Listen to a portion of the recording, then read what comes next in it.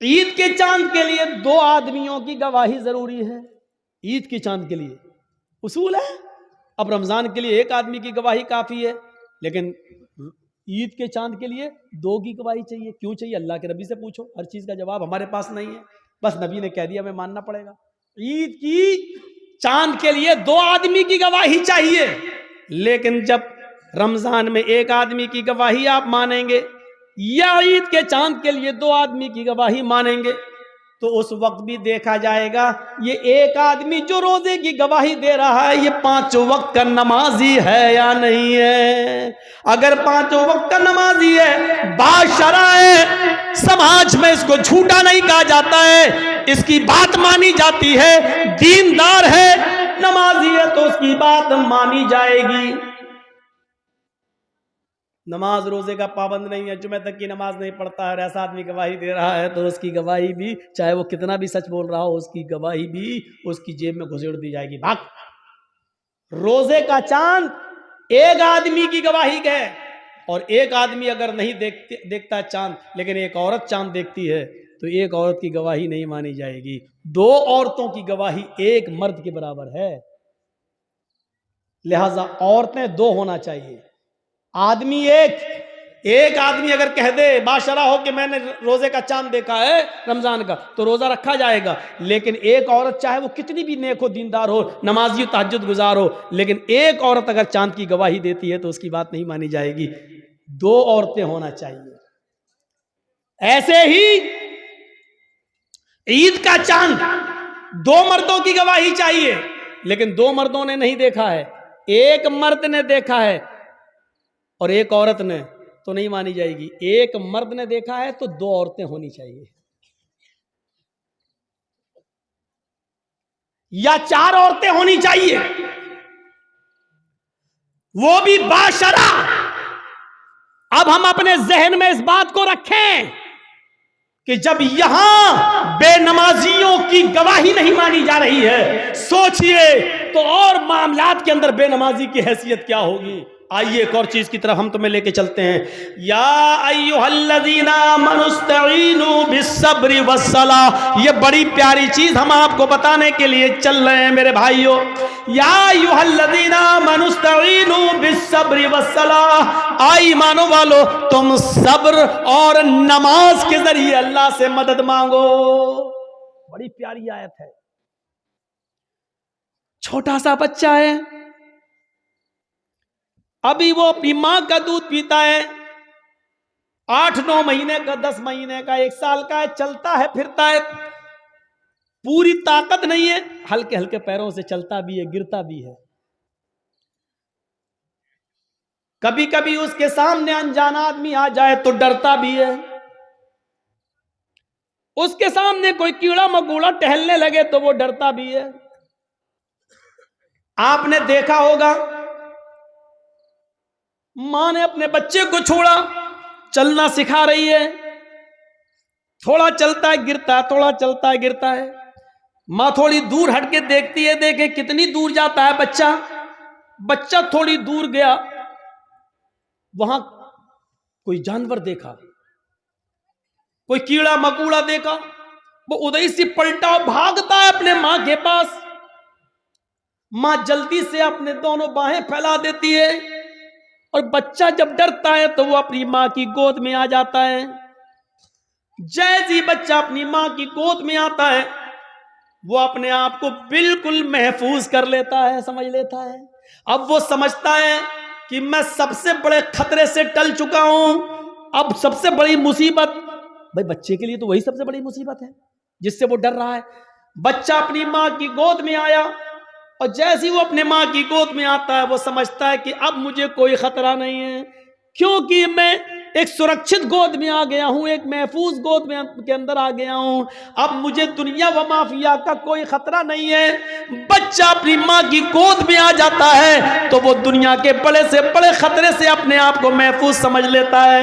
قرآن یہی فرما رہا ہے، لوگوں نماز یہ ماں کی گود ہے. تمہارے لیے بڑے سے بڑے خطرے جب تمہارے سامنے آئیں، بڑی سے بڑی مصیبتیں جب تمہارے سامنے آئیں، بڑے سے بڑے خوفناک مرحلے جب تمہارے سامنے تم نماز کی آغوش میں آ جاؤ، نماز کی گود میں آ جاؤ، جب تم مسجد میں آ جاؤ گے، نماز کی آغوش میں آ جاؤ گے تو تم اس خطرے سے محفوظ ہو گئے۔ نماز اپنے نمازی کو اپنی گود میں ایسے لے لیتی ہے جیسے ماں اپنی گود میں اپنے بچے کو لے لیتی ہے۔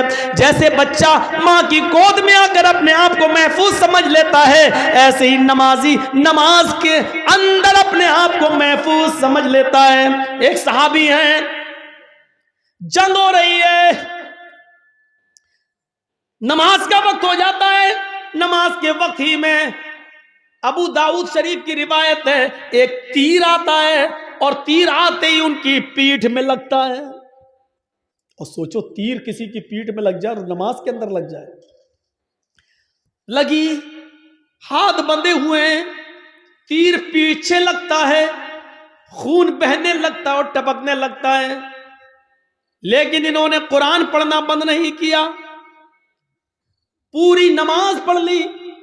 جب سلام پھیرا، السلام علیکم ورحمت اللہ، السلام علیکم ورحمت اللہ، لوگ ان کے پاس آئے، صاحب یہ کیا کیا تم نے؟ اتنا خطرناک تیر آدھے سے زیادہ تمہاری پیٹھ میں گھس گیا، خون سے پوری چٹائی بھیگ گئی، تمہارا کپڑے لہو لہان ہو گئے اور تم نماز میں مصروف ہو۔ اس صحابی نے جواب دیا، جب میں نماز پڑھ رہا تھا، اللہ کی قسم میری پیٹھ میں کب تیر لگا مجھے پتا ہی نہیں چلا، اس لیے کہ میں سورہ کہف کی تلاوت کر رہا تھا اور سورہ کہف کی تلاوت کرتے ہوئے مجھے اتنا مزہ آ رہا تھا، اتنا انجوائے مل رہا تھا، سورہ کہف کی تلاوت نے مجھے تیر کی تکلیف بھلا دیا، مجھے پتہ ہی نہیں چل رہا ہے کہ مجھے تیر لگا ہے۔ یہ تو تم ابھی بتلا رہے ہو کہ مجھے تیر لگا ہے، اب دیکھ رہا ہوں کہ یہ خون لے، مجھے تو احساس ہی نہیں ہوا۔ غور کیجئے کتنا بڑا خطرہ تھا تیر کا لگنا، اور ان کو پتہ ہی نہیں، کیونکہ وہ نماز کی گود میں تھے، نماز کی آغوش میں تھے۔ سوچو میرے پیارے ساتھیو، آج ہماری بھی نمازیں ہیں، ہم پڑھتے ہیں اور ایک چھوٹا سا مچھر کاٹ لے تو ہم جلدی سے گال مسلنے لگتے ہیں، مچھر مارنے لگتے ہیں، اس لیے کہ ہمیں قرآن کی تلاوت میں مزہ ہی نہیں آتا ہے۔ وہ کہہ رہے ہیں کہ ہم ایسے سورہ کہف پڑھ رہے تھے، سورہ کہف کی تلاوت میں مجھے اتنا مزہ آ رہا تھا، اتنا انجوائے آ رہا تھا کہ مجھے پتہ ہی نہیں چلا کہ مجھے کب تیر لگا۔ یا ایھا الذین آمنوا استعینوا بالصبر والصلاۃ، ایمانو والو تم صبر اور نماز کے ذریعے اللہ سے مدد مانگو، صبر اور نماز کے ذریعے اللہ سے مدد مانگو، صبر اور نماز کے ذریعے صبر کرو اور نماز آغوش میں آ جاؤ نماز کے۔ اور جب تم مانگو تو اللہ جب نماز پڑھو گے تو اللہ تمہاری سب سنے گا۔ ہاں ایسا بھی ہو سکتا ہے کہ نماز کے بعد تم کچھ مانگ رہے ہو اور اللہ نہیں دے رہا ہے، یہ ہو سکتا ہے، تو اس میں گھبرانا نہیں چاہیے۔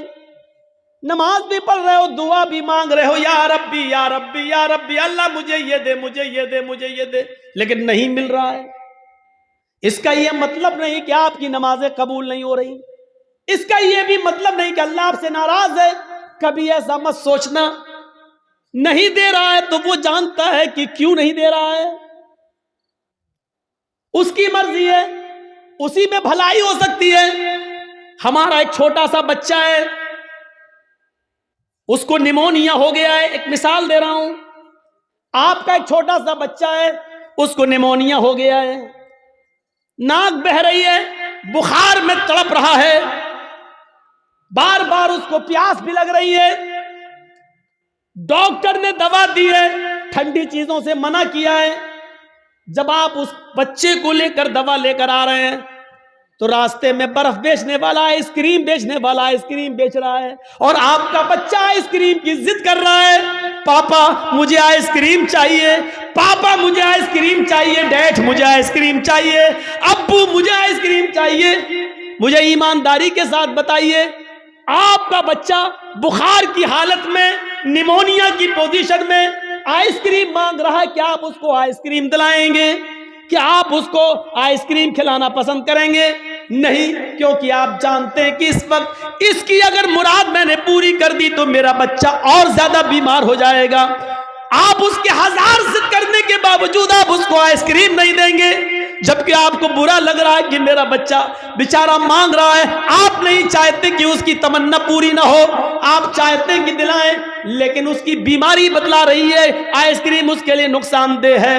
آپ باپ ہوتے ہوئے بھی اپنے بچے کو آئس کریم نہیں دلائیں گے، کیونکہ یہ آپ جانتے ہیں کہ میرے بچے کے لیے کیا اچھا ہے کیا برا ہے.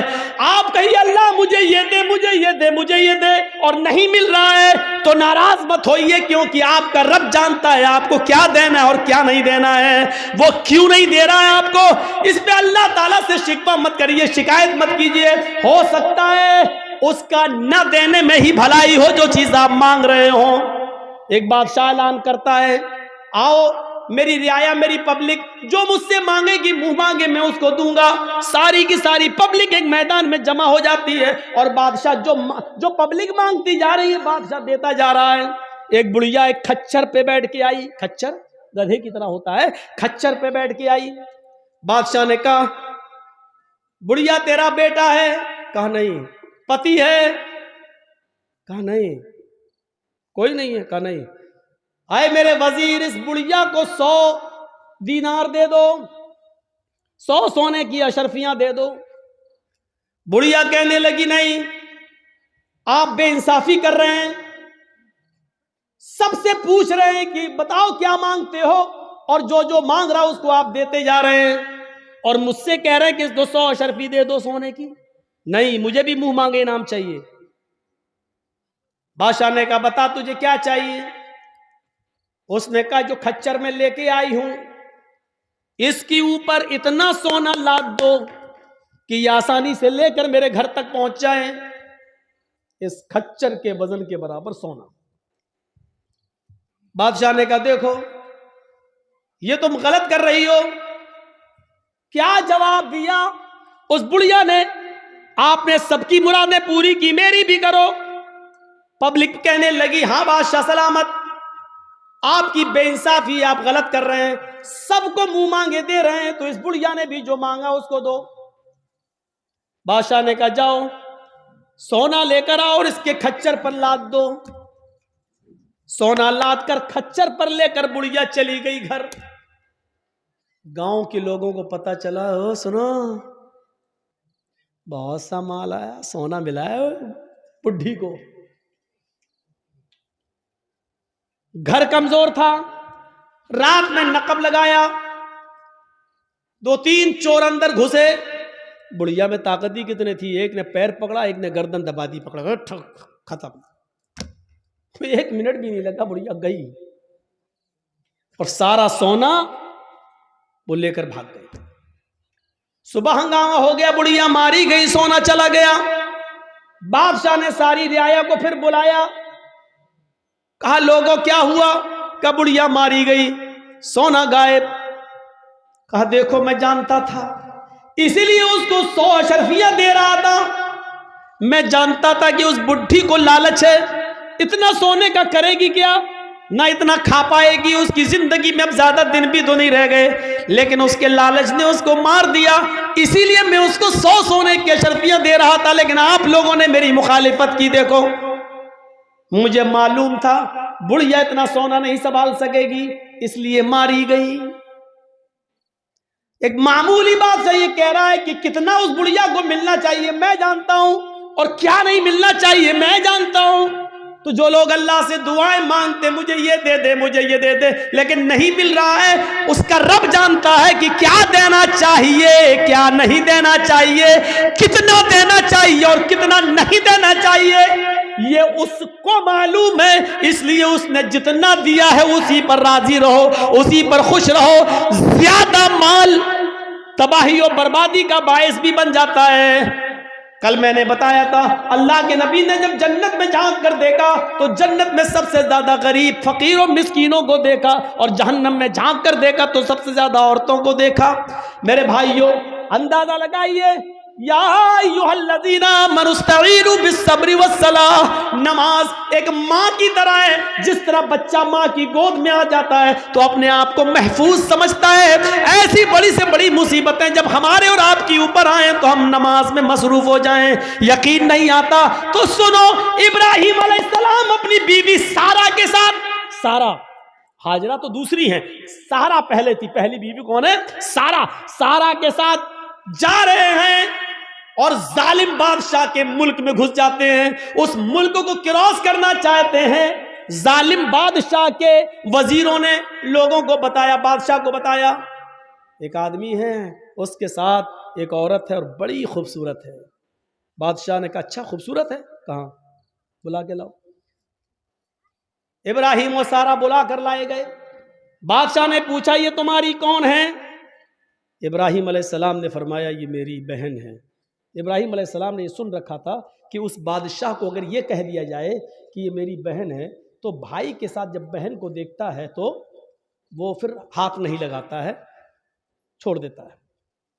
تو کہہ دیا کہ بہن ہے، یہ جھوٹ نہیں تھا۔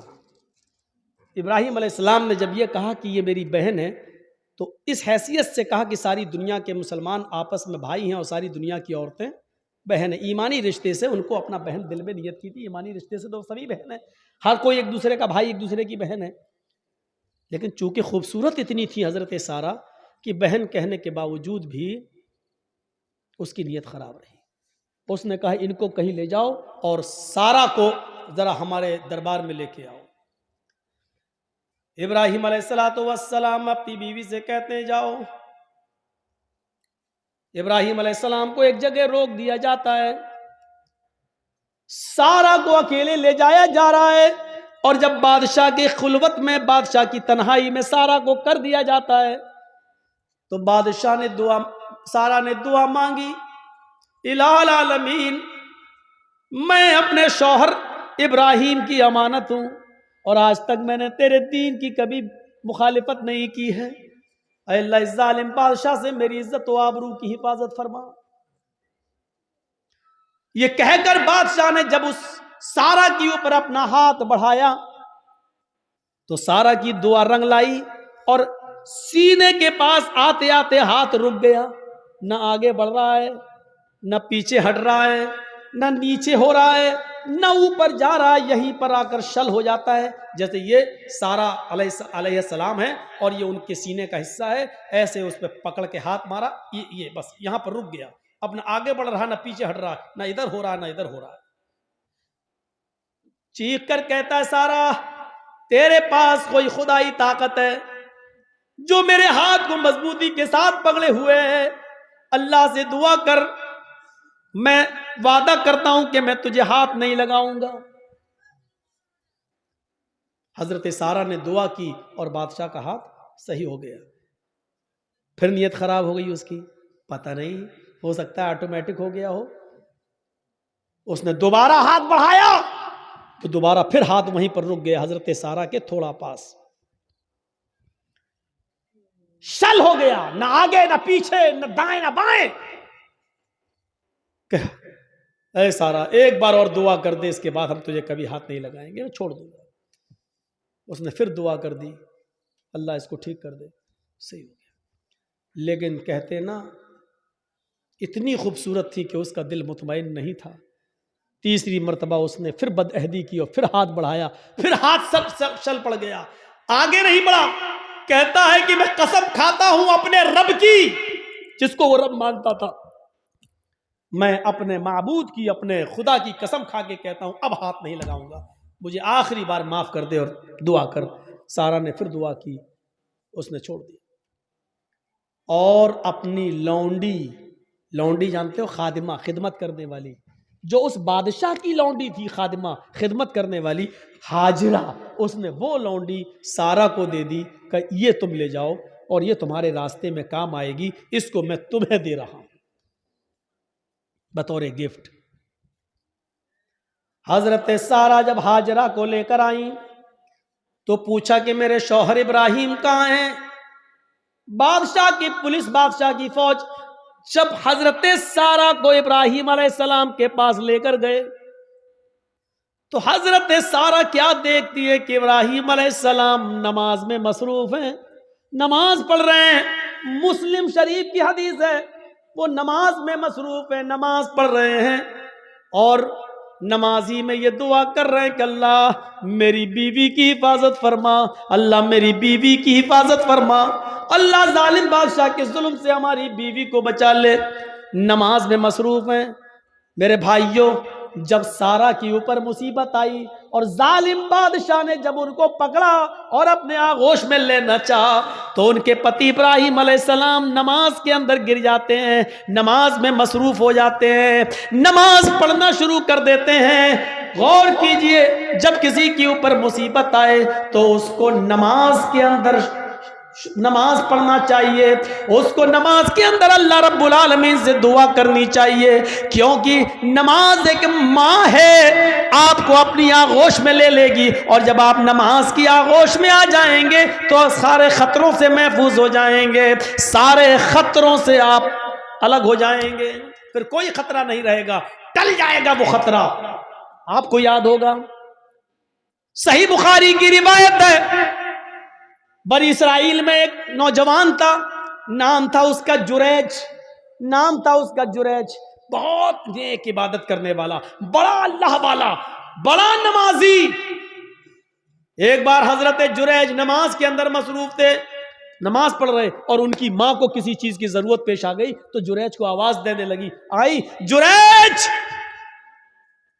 جریج کہتے ہیں اللہ میں نماز میں ہوں اور پیچھے میری ماں آواز دے رہی ہے.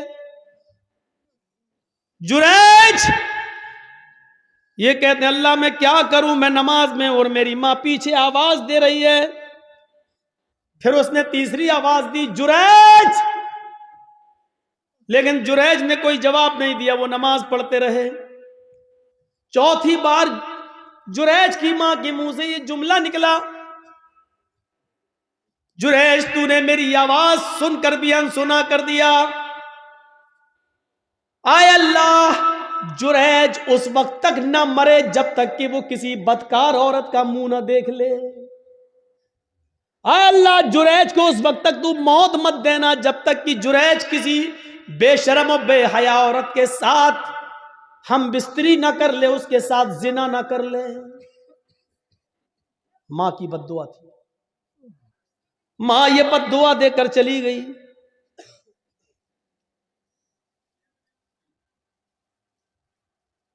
پھر کیا ہوتا ہے، 2-4-5 دن کے بعد ایک عورت جریج کے معبد میں جہاں وہ عبادت کرتے تھے اسی میں حجرہ تھا، اسی حجرے میں خوبصورت عورت آتی ہے اور جریج سے کہتی ہے جریج ادنو منی، آؤ میرے قریب آؤ اور مجھ سے زنا کرو. جریج نے کہا اللہ کی پناہ، میں ایسا غلط کام نہیں کر سکتا، میں اللہ کا نیک بندہ ہوں، اس کی عبادت میں اپنی زندگی گزار رہا ہوں، چلو جاؤ یہاں سے ہٹو، یہ غلط کام مجھ سے نہیں ہوگا. جریج نے اس عورت کو بھگا دیا. وہ عورت پریشان تھی، سیدھے جنگل میں جاتی ہے اور وہاں بکریاں چرانے والے ایک چرواہے کے ساتھ وہ زنا کر لیتی ہے، شکار ہو جاتی ہے زنا کا. 9 مہینے 10 مہینے گزر جاتے ہیں. 9 مہینے کے بعد اس عورت کے بچہ پیدا ہوتا ہے، حمل ٹھہر گیا تھا. 9 مہینے کے بعد جب بچہ پیدا ہوا تو اس چرواہے کا تو پتہ ہی نہیں کہ وہ کہاں کا رہنے والا تھا، کہاں چلا گیا، اور نہ یہ عورت اس کو پہچانتی تھی. بس جنون تھا اس کو کسی سے ملنے کا، مل لیا. وہ یہ جریج نہیں ملا تو جنگل کے چرواہے کے پاس چلی گئی، لیکن چرواہے کا پتہ نہیں. 9 مہینے سے اس کے گھر میں جب بچہ پیدا ہوتا ہے تو پورے گاؤں والے اس پر بھل پڑے، ہے تیری شادی نہیں ہوئی، بچہ کہاں سے آیا. جب اس کو زیادہ پریشان کیا گیا اور گمبھیرتا سے اس بات کو لی گئی کہ پورا سماج بدنام ہو جائے گا، بتا پہلے یہ بچہ کس کا ہے، تو اس عورت نے جریج کا نام لے دیا. اس عورت نے جریج کا نام لے لیا کہ اس بچے کا باپ جریج ہے. آج کل تو ڈی این اے ٹیسٹ ہو جائے گا، پتہ چل جائے گا کس کا بچہ ہے، لیکن اس زمانے میں تو ڈی این اے ٹیسٹ کی کوئی مشینری نہیں تھی، پیتھولوجی اور سائنس نے اتنی ترقی نہیں کی تھی، کوئی پیتھولوجی بھی نہیں تھی. پورا گاؤں آیا غصے میں اور دیکھا کہ جریج نماز پڑھ رہا ہوں، پورا نماز سے ان کو کھینچا، ہٹ دیکھ کتنا اللہ والا بنا پھرتا ہے، نماز پڑھ رہا ہے، اور اس کا پورا عبادت خانہ توڑ دیا۔ اب بڑا نالائق آدمی ہے، بڑا کمینہ انسان ہے، اس کا عبادت خانہ توڑ دیا، مارا نہیں، اس کو کھینچ لیا۔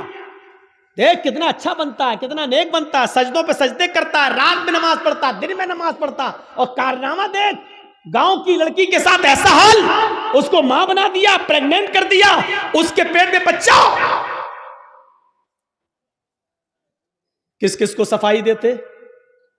جب عورت یہ کہہ رہی ہے کہ اس بچے کا باپ جریج ہے، تو اب جریج کس کس کو صفائی دیتے؟ نہیں مانتا کوئی ان کی بات۔ جریج سمجھ گئے کہ وہ بچہ کسی اور کا ہے، لیکن اس عورت نے میرا نام لگا دیا، تو بجائے لوگوں کو صفائی دینے کے جریج نے ایک جگہ چٹائی بچھائی، عبادت خانہ تو توڑ دیا، جریج نے ایک جگہ چٹائی بچھائی اور اسی پر وہ نماز پڑھنے میں مصروف ہو گئے، اور نماز کے اندر یہ دعا کرنے لگے، اے اللہ اس کی سچائی اگر سامنے نہ آئی تو دنیا میں پھر کبھی کوئی تیرے نیک بندوں پر بھروسہ نہیں کرے گا، کبھی بھی پھر نیک لوگوں پر اعتبار نہ کیا جائے گا، ہر نیک آدمی پھر بدنام ہو جائے گا۔ اے اللہ میں نماز کے اندر تجھ سے دعا مانگتا ہوں کہ اس کی سچائی ظاہر کر دے۔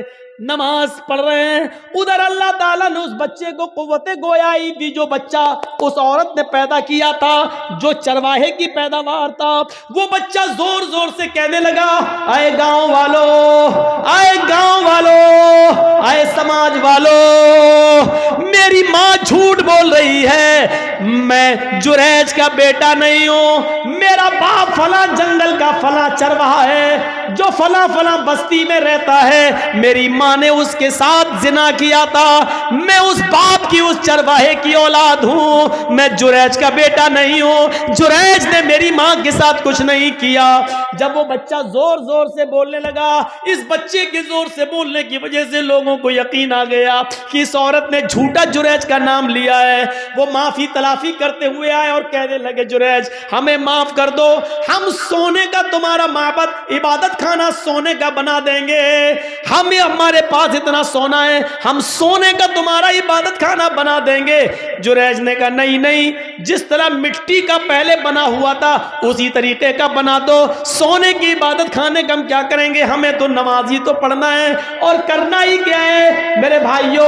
حضرت جریج کے اوپر جب مصیبت آتی ہے، اور اتنی بڑی مصیبت کہ نیک آدمی کے اوپر زنا کا الزام لگ رہا ہے، تو حضرت جریج صفائی پیش نہیں کرتے ہیں بلکہ نماز کی آغوش میں چلے جاتے ہیں، نماز کے دامن میں چلے جاتے ہیں، نماز پڑھنا شروع کر دیتے ہیں، اور اسی نماز کے اندر دعا مانگ رہے ہیں۔ اللہ نے کہا یا ایھا الذین آمنوا استعینوا بالصبر والصلاۃ، جب تمہارے اوپر مصیبت آئے تو صبر اور نماز کے ذریعے اللہ سے مدد مانگو۔ جریج نے صبر کیا گاؤں والوں کے عبادت خانہ توڑنے پر، اور نماز کے ذریعے اللہ سے مدد مانگی ہے۔ میرے بھائیوں، نماز بڑی سے بڑی مصیبتوں کو دور کر دیتی ہے۔ نماز جب آپ کے اوپر بہت بڑی کوئی مصیبت آئے تو فوراً وضو بناؤ اور نماز کی آغوش میں چلے جاؤ۔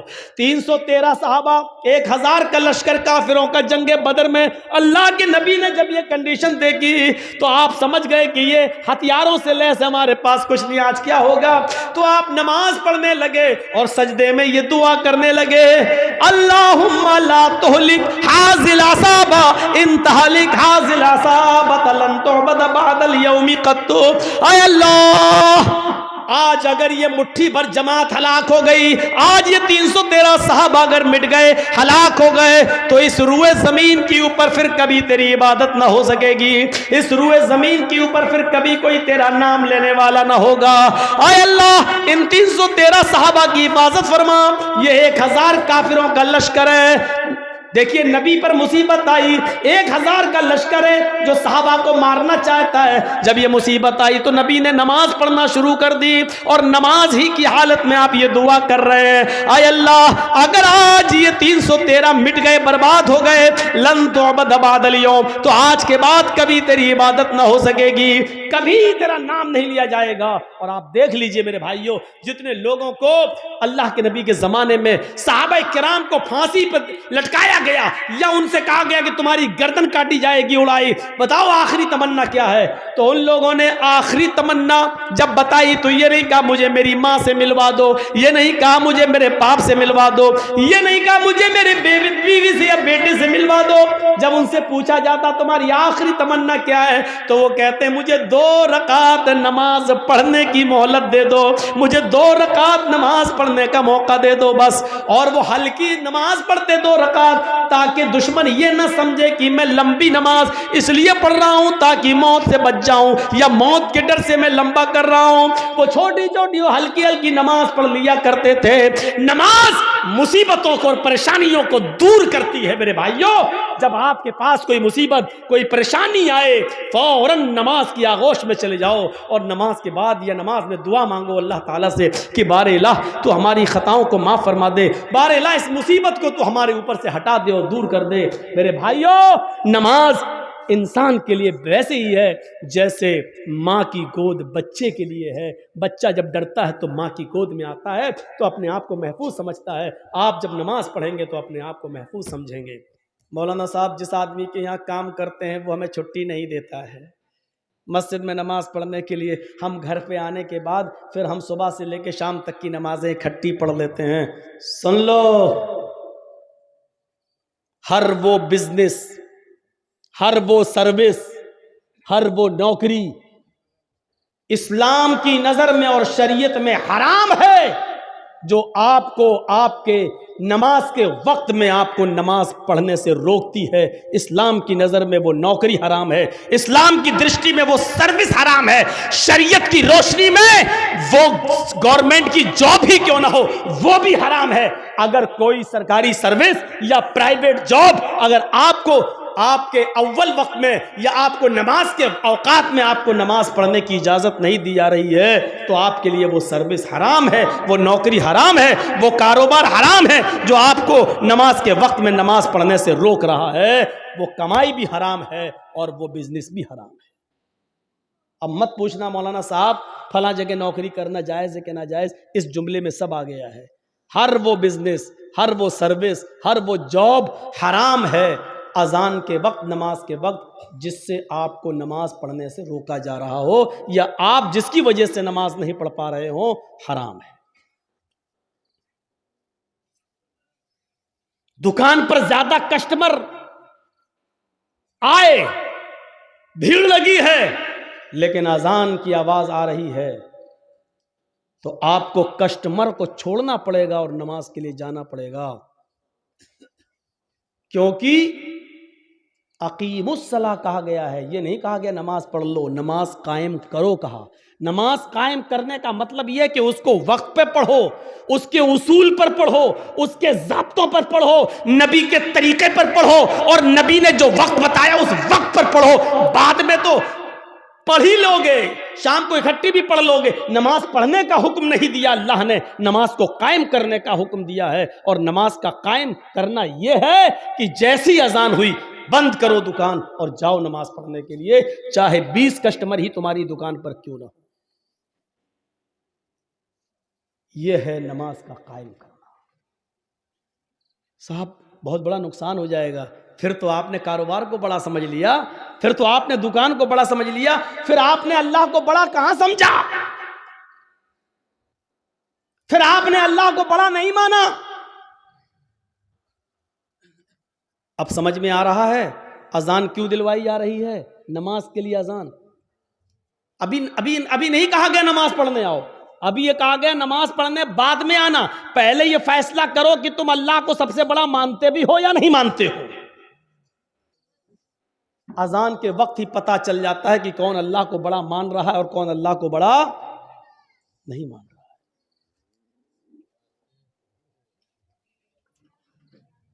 اذان کے وقت ہی پتہ چل جاتا ہے۔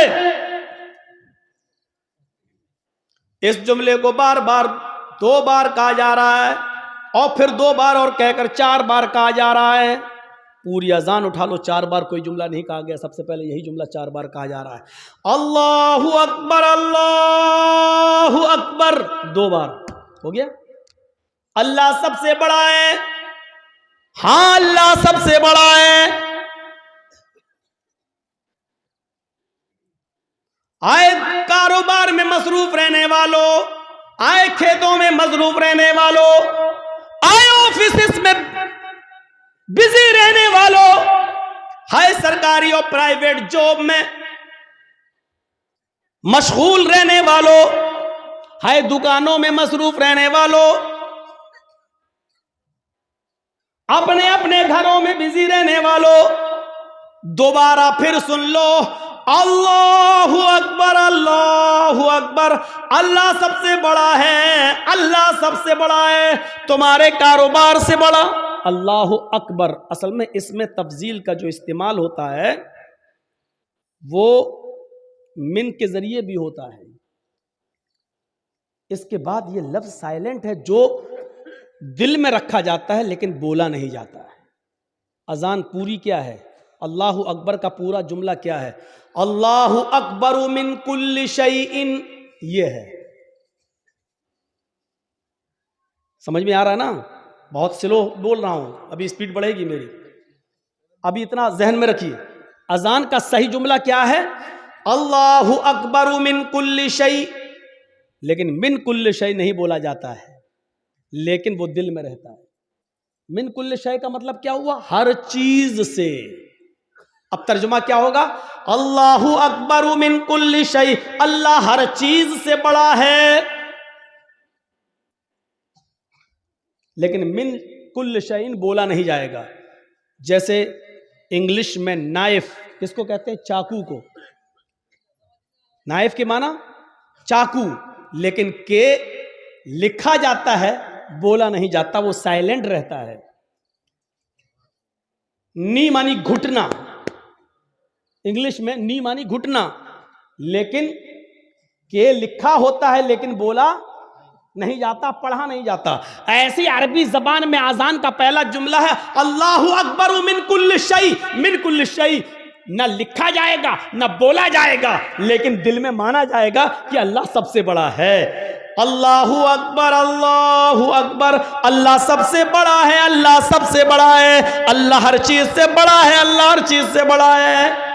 اس جملے کو سن کر بھی اپنے گھروں میں رہنے والوں، اپنی دکانوں میں بیٹھنے والوں، اپنے کھیتوں میں کھیتی کرنے والوں، اناج کاٹنے والوں، پھلوں میں ویست رہنے والوں، آم کے پیڑوں میں مصروف رہنے والوں، لیچی کے باغ دیکھنے والوں، بیڑی سگریٹ بنانے والوں، سن لو سن لو سن لو، دوبارہ سن لو، اللہ سب سے بڑا ہے، اللہ سب سے بڑا ہے۔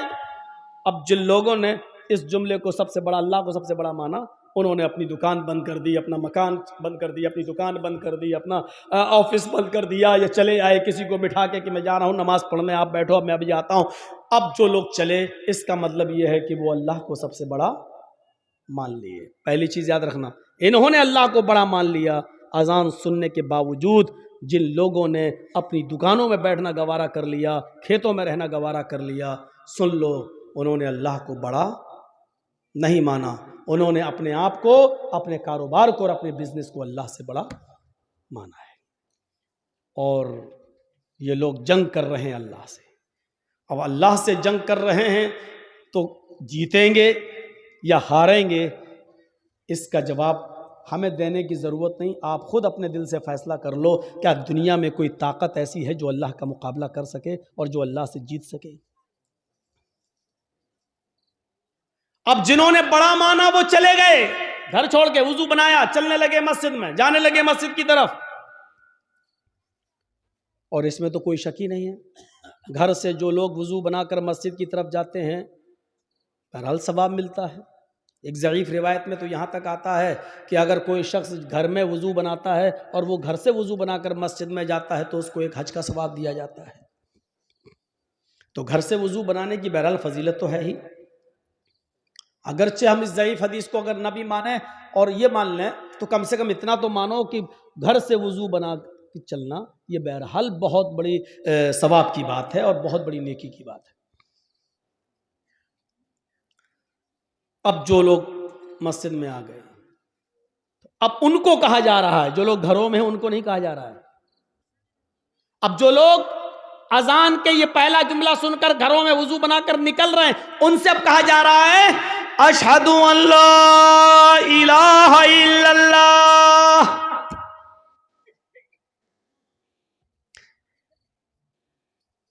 مسجد میں آنے سے پہلے اس بات کی گواہی دو، میں گواہی دیتا ہوں اس بات کی کہ اللہ کے علاوہ کوئی معبود نہیں. اشہد ان لا الہ الا اللہ، میں گواہی دیتا ہوں اس بات کی کہ اللہ کے علاوہ کوئی معبود نہیں. یعنی آپ گھر سے مسجد کی طرف جا رہے ہو نماز پڑھنے، تو یاد رکھو یہ نماز تمہاری اللہ کے لیے ہے یا کسی اور کے لیے؟ اللہ معبود ہے، اسی کے لیے نماز ہونی چاہیے. اللہ کو معبود مانو، اللہ کے لیے نماز پڑھنے جا رہے ہو، یعنی عبادت کس کے لیے؟ اللہ کے لیے ہونی چاہیے. اب باپ کے ڈر سے نماز پڑھنے بہت سے لوگ آتے ہیں، ابا میرے ڈانٹیں گے نماز پڑھ لو. مدرسے کے بچے ارے نماز پڑھ لو اذان ہو گئی نہیں تو ٹیچر مارے گا، وہ ٹیچر کے ڈر سے پڑھ رہے ہیں. اور بہت سے لوگ جمعے میں صرف اس لیے نماز پڑھنے آ رہے ہیں کہ پورے ہفتے تو آئے نہیں، جمعہ بھی نہیں پڑھیں گے تو محلے والے سماج کے لوگ کہیں گے دیکھو جمعے تک کی نماز نہیں پڑھ رہا ہے. تو جو لوگ اس لیے نماز پڑھنے آ رہے ہیں وہ سمجھ لیں کہ ان کی عبادت اللہ کے لیے ہے ہی نہیں. اگر نماز پڑھنے آنا ہے، مسجد میں آنا ہے، عبادت کے لیے آنا ہے، نماز کے لیے، تو اشہد ان لا الہ الا اللہ اس بات کی گواہی دو، میں گواہی دیتا ہوں اللہ کے علاوہ کوئی معبود نہیں ہے. اگر اللہ کے لیے عبادت کرنے جا رہے ہو تب تو ٹھیک ہے، اور اگر یہ عبادت اللہ کے لیے کرنے نہیں جا رہے ہو تو اپنے گھروں میں رہو. اگر محلے والوں کے ڈر سے جا رہے ہو تو مت جاؤ، اگر استاذ کے ڈر سے نماز پڑھ رہے ہو تو مت پڑھو، اگر باپ کے ڈر سے نماز پڑھ رہے ہو تو مت پڑھو، اگر محلے اور سماج کے ڈر سے نماز پڑھ رہے ہو تو مت پڑھو.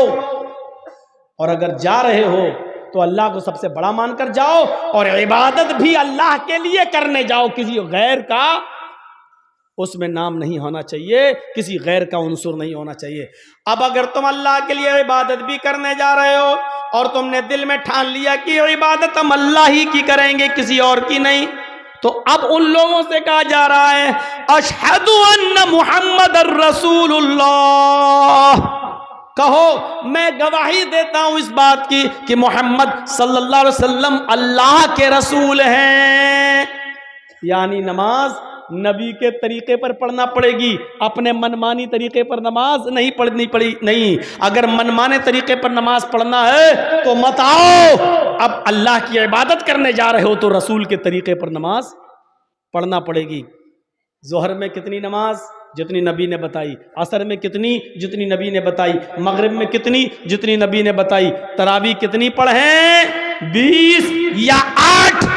نہ تیری 8 نہ میری 20، جتنی جناب محمد رسول اللہ صلی اللہ علیہ وسلم نے بتائی. میرے بھائیوں، یہ نماز پڑھنے جا تو رہے ہو لیکن یہ عقیدہ دل میں رکھو کہ ہم رسول اللہ کے طریقے پر نماز پڑھیں گے. نماز سے پہلے وضو سے پہلے پاکی، آپ خود پاک ہوں پہلے، اور پھر چھوٹی ناپاکی کیا ہے؟ وضو بنا کر چھوٹی ناپاکی کو دور کر دو، اس کے بعد جائیے آپ نماز پڑھنے کے لیے. اور یہ عبادت کیسے کریں گے؟ جب آپ وضو بنا کر گھر سے مسجد کی طرف نکلیں گے تو اللہ تعالی ہر ایک قدم پر تمہیں ایک نیکی دے گا، ہر قدم پر ایک نیکی، اور ایک گناہ معاف بھی ہوگا. جیسے ایک قدم بڑھایا ایک نیکی ملی اور ایک گناہ معاف، دوسرا قدم بڑھایا ایک نیکی ملی اور ایک گناہ معاف، تیسرا قدم بڑھایا ایک نیکی ملی اور پھر ایک گناہ معاف، چوتھا قدم بڑھایا ایک نیکی ملی اور ایک گناہ معاف. حضرت زید ابن ثابت رضی اللہ تعالیٰ عنہ جب مسجد سے گھر سے مسجد کی طرف نماز پڑھنے جاتے تھے، ان کا گھر مسجد کے قریب تھا، لیکن پھر بھی وہ چھوٹے چھوٹے قدم رکھتے تھے۔ لوگوں نے پوچھا اتنے نزدیک مسجد ہے اور تم جلدی نہیں آتے ہو، چھوٹے چھوٹے قدم رکھتے ہو؟ تو انہوں نے یہی حدیث پڑھ کے سنائی تھی کہ اللہ کے نبی نے فرمایا تم میں سے جب کوئی شخص مسجد میں نماز کے لیے جاتا ہے تو اس کے ہر ایک قدم پر ایک نیکی ملتی ہے اور ایک گناہ معاف ہو جاتا ہے۔ میں اس لیے چھوٹے چھوٹے قدم رکھتا ہوں تاکہ میرے قدم کی گنتی زیادہ ہو جائے، مجھے نیکیاں زیادہ مل جائیں اور میرے گناہ زیادہ سے زیادہ مٹ جائیں۔ تو میرے پیارے ساتھیو، یہ آپ کو تبھی ملے گا جب آپ گھر سے وضو بنائیں گے، اور وضو بنانے کے بعد جب گھر سے نکلیں گے تو حالت وضو کا ثواب اور وضو میں نماز کے لیے جو قدم اٹھیں گے یہ باوضو ہو کر جب اٹھیں گے تو اس پر اور زیادہ ثواب۔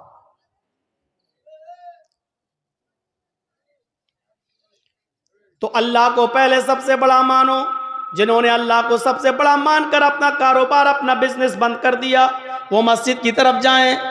مسجد کی طرف جانے والوں، اگر اللہ کے لیے عبادت کرنے جا رہے ہو تو ٹھیک، ورنہ مت جاؤ۔ اور اللہ کے لیے عبادت کرنے جانے والوں، اگر یہ عبادت جناب محمد رسول اللہ کے طریقے پر کرنا ہے تو ٹھیک۔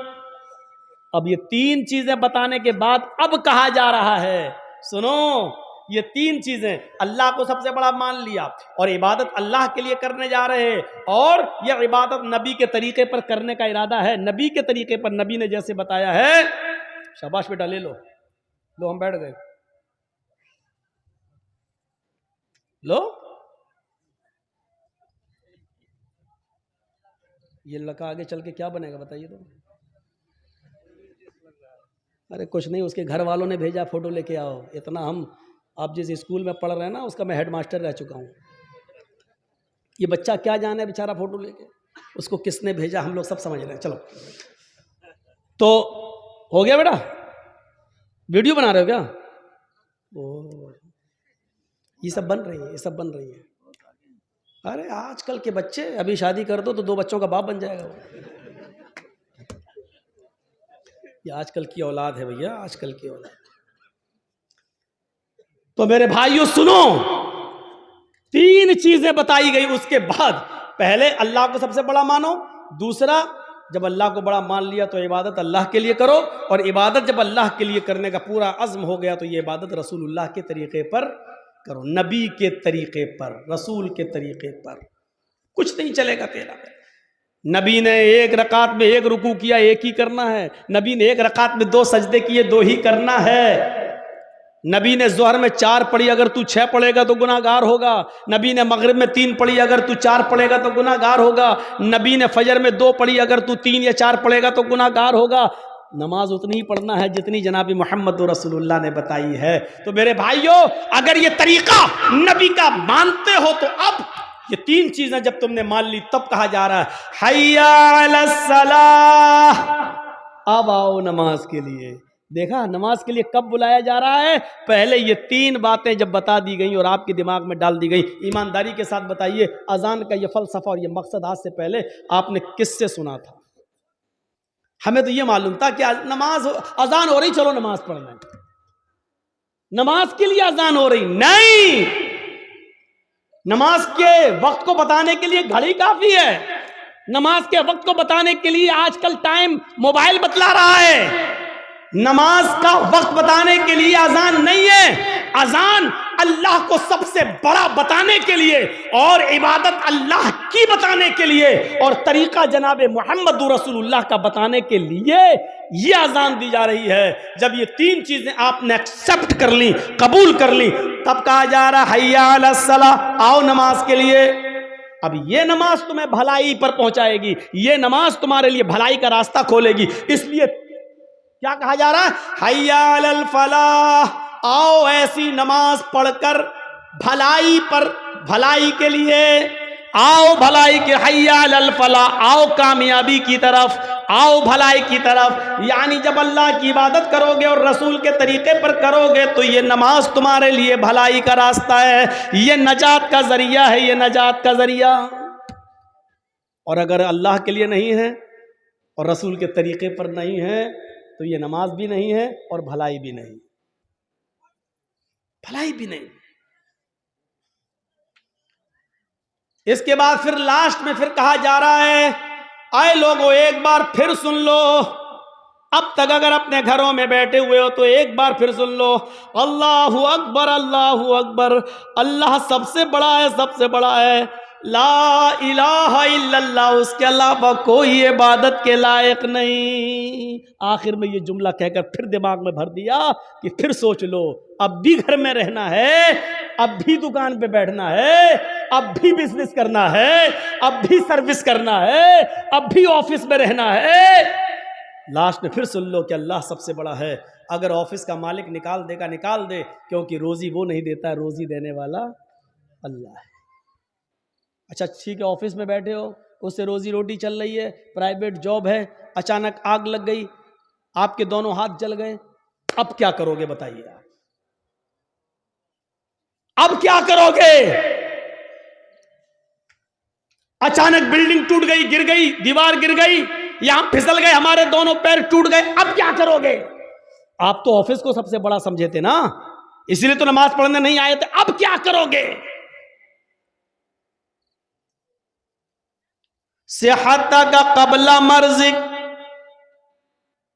اپنی تندرستی کو، اپنی جوانی کو، اپنی بیماری سے پہلے غنیمت جان لے اور اللہ کی عبادت کر لے۔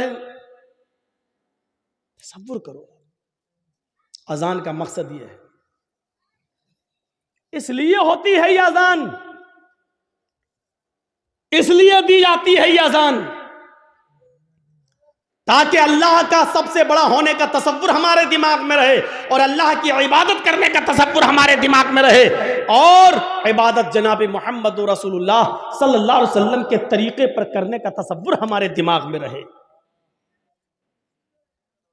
دنیا میں بہت سے نبی آئے، سنیے، اور ہر نبی پر نماز فرض تھی، ہر نبی پر نماز فرض تھی۔ حضرت ابراہیم علیہ السلام یہ کہا کرتے تھے، ان صلاتی و نسکی و محیای و مماتی للہ رب العالمین، میری نماز، میری قربانی، میری زندگی اور میری موت اللہ کے لیے ہے۔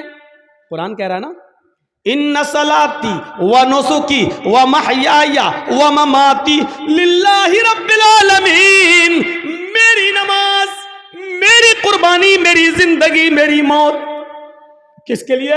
اللہ کے لیے۔ اس کا مطلب یہ ہے کہ ابراہیم علیہ السلام پر بھی نماز فرض تھی۔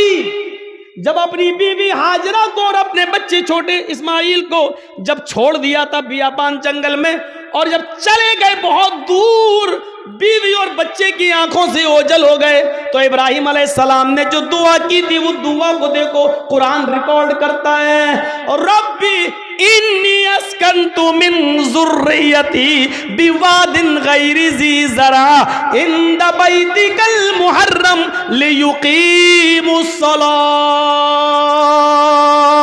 الہ العالمین، اللہ رب العالمین، ہم نے اپنی بیوی کو، ہم نے اپنے بچے کو ایک بیابان جنگل میں تیرے حوالے چھوڑ دیا ہے، اس جنگل میں کوئی نہیں ہے، انسانی آبادی نہیں ہے، اس جنگل میں کوئی رہتا نہیں ہے، کوئی بندہ نہیں ہے، بواد غیر ذی زرع، بے آب و گیا دیے، وہاں درخت بھی پیدا نہیں ہوتے، وہاں بیابان جنگلی جنگل ہے، وہاں سے کوئی قافلہ بھی نہیں آتا ہے، تھوڑے بہت درخت جو دکھ رہے ہیں ان پر پرندوں کے گھونسلے بھی نہیں ہیں، ایک چڑیا کا بھی پتہ نہیں ہے، ایسی بیابان جنگل میں جو غیر آباد ہے، غیر ذی زرع ہے، اس جنگل میں ہم نے اپنے بیوی بچوں کو چھوڑ دیا ہے، عند بیتک المحرم، تیرے قابل احترام گھر کے پاس، جہاں تیرا گھر تعمیر ہوگا، جہاں ہمیں تیرا گھر بنانا ہے، جہاں خانہ کعبہ کو بنانا ہے، جہاں قبلہ بننا ہے، جہاں قبلے کی تعمیر ہونا ہے، تیرا گھر بننا ہے، ایسے گھر کے پاس ہم نے اپنے بیوی بچے کو چھوڑ دیا ہے، لیقیموا الصلاۃ، تاکہ اس سے پھیلنے والی ذریت، میرے بیوی بچے لیقیموا الصلاۃ، نماز قائم کر سکیں، نماز ادا کر سکیں، نماز پڑھ سکیں۔ اپنے بیوی کو اور بچے کو چھوڑ دیا ہے. ایک بھی پرندہ نہیں ہے, قافلہ نہیں ہے, انسان نہیں رہ رہا ہے. سائے سائے بیتتی ہے, خطرناک جانوروں کا ڈیرا ہے, لیکن یہی خانہ کعبہ بننا ہے, یہی اللہ کا گھر بننا ہے. اسی خانہ کعبہ کا طواف آگے چل کے ہونا ہے, اور ساری دنیا اسی کی طرف آگے چل کر رخ کر کے نماز پڑھنے والی ہے. ہمیں اسی جگہ پر اپنے بیوی بچوں کو چھوڑ دیا ہے تاکہ میری بیوی سے, میرے بچوں سے جو نسل پھیلے, جو تعداد بڑھے, جو سنکھیا بڑھے, جو آبادی بڑھے, لیقیم الصلاۃ, وہ تیری لیے نماز پڑھ سکیں, وہ نماز قائم کریں, وہ نماز پڑھنے والے ہوں. ابراہیم علیہ السلام یہ دعا کر رہے ہیں, ہم نے اپنے بیوی اور بچوں کو ایسی جگہ چھوڑا ہے جو بالکل بیابان ہے, لیکن ہم نے وہاں اس لیے چھوڑا ہے, وہاں تیرا گھر ہے اس لیے چھوڑا تاکہ وہ نماز ادا کریں, نماز پڑھیں. قرآن کی آیت سے ہمیں پتہ چلنا چاہیے کہ نماز کی اہمیت کیا ہے. یہی نماز ہے. حضرت موسیٰ علیہ السلام کو اللہ نے حکم دیا تھا وَأَقِمِ الصَّلَاةَ لِذِكْرِي,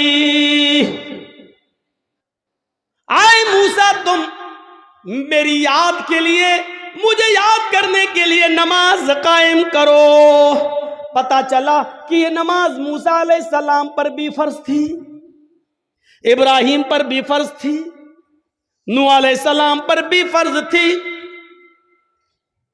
یہ نماز لقمان علیہ السلام پر بھی فرض تھی, اور لقمان علیہ السلام تو اپنے بیٹے سے کہہ رہے ہیں, قرآن کہتا ہے یا بنی اقم الصلاۃ, اے میرے بیٹے نماز قائم کر. یہ نماز لقمان اور اس کے بیٹے پر بھی فرض تھی. رہا نبی اکرم کا مسئلہ, تو اللہ کے نبی کا مسئلہ تو میں نے ابھی بیان کر دیا. اما عائشہ کہتی ہیں اذان کی آواز سن کر مجھے ہٹا دیتے, مجھ سے دور ہو جاتے, ایسا لگتا جیسے مجھے جانتے ہی نہیں ہیں, ایسا لگتا جیسے مجھے پہچانتے ہی نہیں ہیں, کبھی ہمیں دیکھا ہی نہیں ہے, ایسا محسوس ہوتا ہے جیسے یہ ہمیں پہچان ہی نہیں رہے ہیں. یہ نماز کا حال جس کو آج ہم نے بہت ہلکے میں لے لیا ہے, مرضی آئی پڑھ رہے ہیں. اگر نماز کے بارے میں صحیح جانکاری مل جائے تو اس سے آپ اندازہ لگا سکتے ہیں کہ بے نمازی کی معاشرے میں کیا حیثیت ہے. بے نمازی کے گھر کھانا کھانا جائز نہیں ہے, بے نمازی کی شادی میں شرکت کرنا جائز نہیں ہے.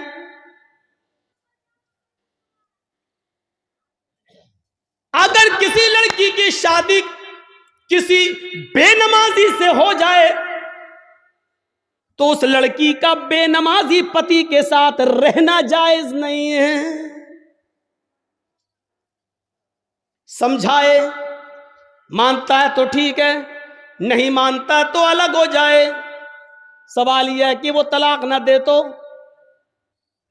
طلاق دینے کی ضرورت ہی نہیں ہے, کیونکہ بے نمازی مسلمان ہی نہیں ہے, اور جب مسلمان نہیں ہے تو کسی کافر کے نکاح میں رہنے کی ضرورت بھی نہیں ہے. یہ نکاح آٹومیٹکلی فسق, اپنے آپ ختم. بے نمازی کے ہاتھ کا کھانا جائز نہیں ہے, بے نمازی کے ہاتھ کا پانی جائز نہیں ہے.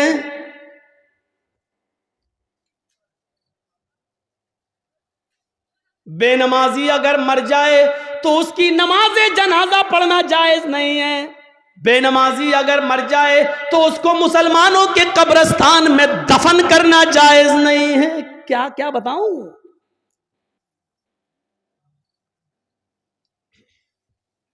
لیکن سب چل رہا ہے.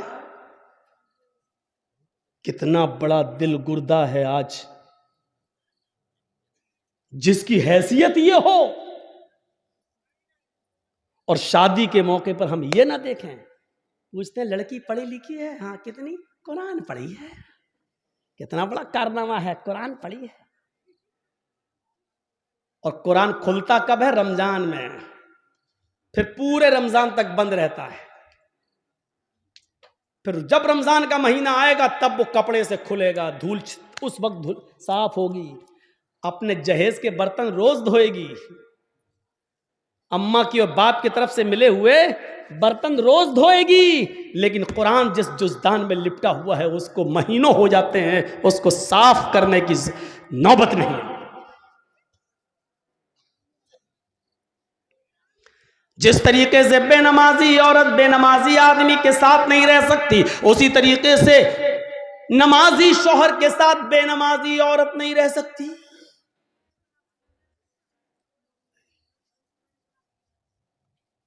دیکھ رہے ہیں آپ, ان نبیوں پر بھی نماز فرض تھی. یہ الگ بات ہے کہ کسی نبی کے اوپر 2 رکعت فرض تھی, کسی نبی کے اوپر 4 رکعت فرض تھی, کسی نبی کے اوپر 3 رکعت فرض تھی, کسی کے اوپر 2 ٹائم کی تھی, کسی کے اوپر 3 ٹائم کی تھی, صبح دوپہر شام, اور کسی کے اوپر 5 ٹائم بھی تھی, کسی کے اوپر 4 وقت کی بھی نماز فرض تھی.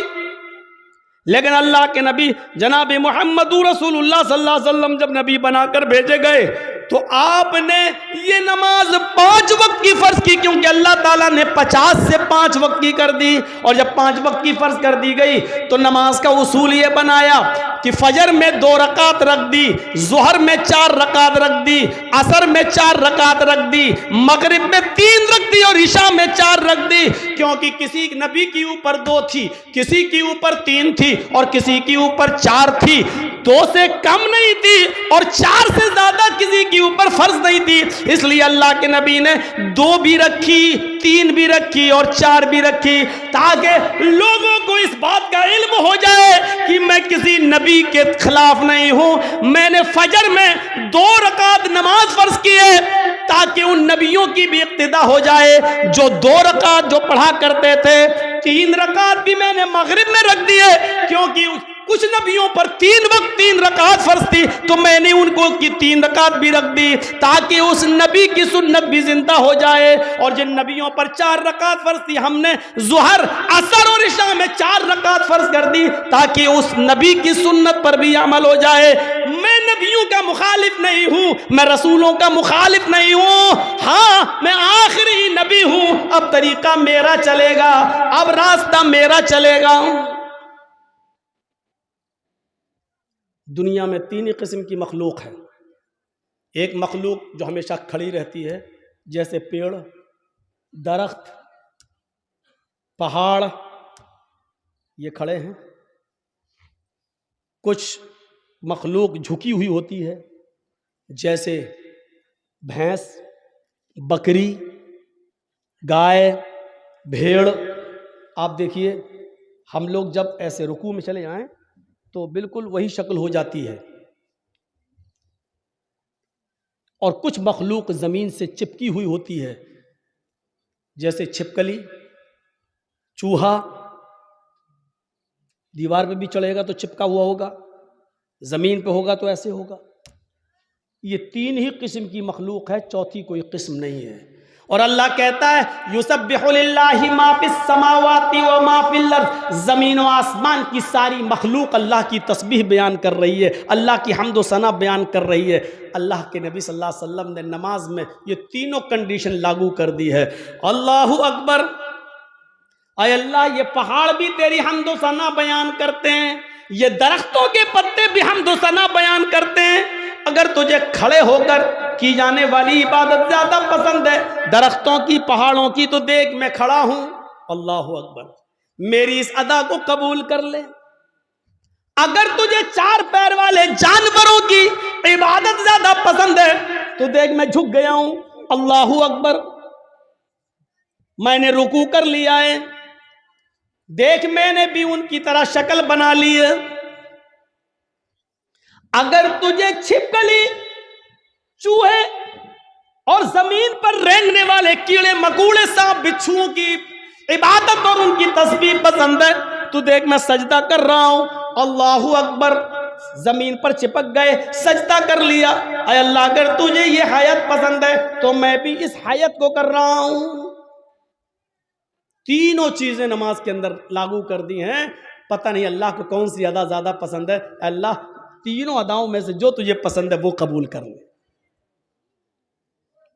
آئیے ایک اور چیز بتاتا ہوں آپ کو. اللہ کے نبی صلی اللہ علیہ وسلم کے پاس چند صحابہ آتے ہیں. ہاں سنیے زبردست چیز. چند صحابہ آتے ہیں اور آ کر کہتے ہیں اے اللہ کے نبی صلی اللہ علیہ وسلم، میں جب مسجدوں میں نماز پڑھنے جاتا ہوں تو یہ کافر کان لگا لگا کر سنتے ہیں، دیواروں پر کان لگا کر سنتے ہیں. جب ہم زور سے مسجدوں میں نماز کی حالت میں قرآن کی تلاوت جب میں زور سے کرتا ہوں تو یہ کافر سن لیتے ہیں باہر سے، پھر یہ مسجدوں میں گھس جاتے ہیں اور بے تحاشا مارتے ہیں. اتنا مارتے ہیں کہ مارتے مارتے پیڑتے پیڑتے ہمیں بدحال کر دیتے ہیں، لہو لہان کر دیتے ہیں. اللہ کے نبی نے پوچھا اچھا یہ بتاؤ وہ کس وقت کان لگا کر سنتے ہیں تمہاری دیواروں پر؟ کہا اللہ کے نبی شام کو جب کام کر کے واپس آتے ہیں، بہت دیر ہو گئی، تقریباً 1.5 گھنٹہ 1 گھنٹہ، وہاں بڑا شور ہو رہا ہے، وہ پیچھے وہ لوگ سن ہی نہیں رہے، پتہ نہیں کیا خرافاتیں کر رہے ہیں. بچے نہیں ہیں اس میں، کچھ بڑے بھی ہیں. ادھر دیکھیے وہ پیچھے، اور ابھی تک نہیں سن رہے. دیکھو وہ پھر چھلانگ لگا رہا، کود رہا، ان کی آواز یہاں تک آ رہی ہے. کوئی ایسا آدمی نہیں ہے جو ان کو بھگا دے، ان کو کہہ دے گھر جائے.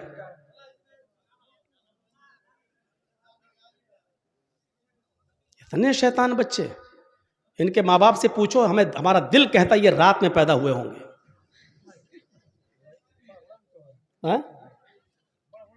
ہاں بڑا بڑا بھی ہے، ہم کو یہاں سے دکھ رہا ہے. ابھی نگاہیں اتنی کمزور تھوڑی ہوئی ہماری. پوچھا اللہ کے نبی صلی اللہ علیہ وسلم نے اچھا یہ بتاؤ کہ وہ کس وقت کان لگا کے سنتے ہیں؟ کہا اللہ کے رسول وہ جب شام کو کام کر کے واپس آتے ہیں، جب تو وہ کان لگا کر سنتے ہیں، یعنی عصر کے وقت. تو اللہ کے نبی صلی اللہ علیہ وسلم نے فرمایا اچھا تو کان لگاتے ہیں وہ دیواروں پر؟ کہاں.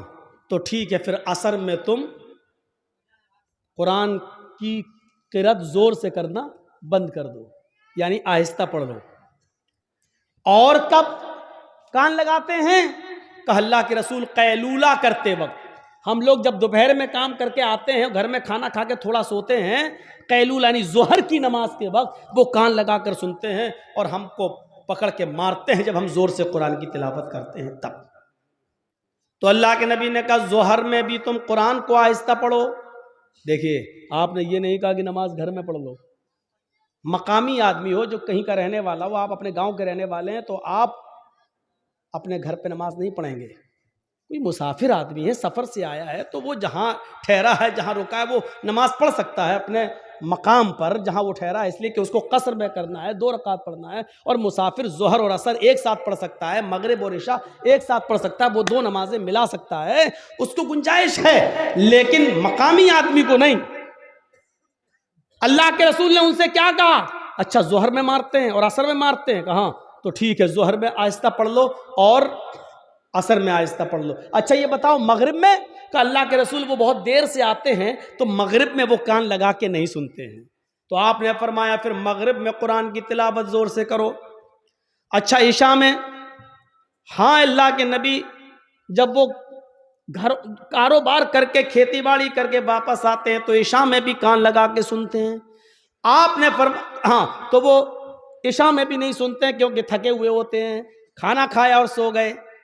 مغرب کے بعد آتے ہیں سنتے نہیں ہیں، اس لیے آپ نے کہا مغرب میں پڑھو زور سے.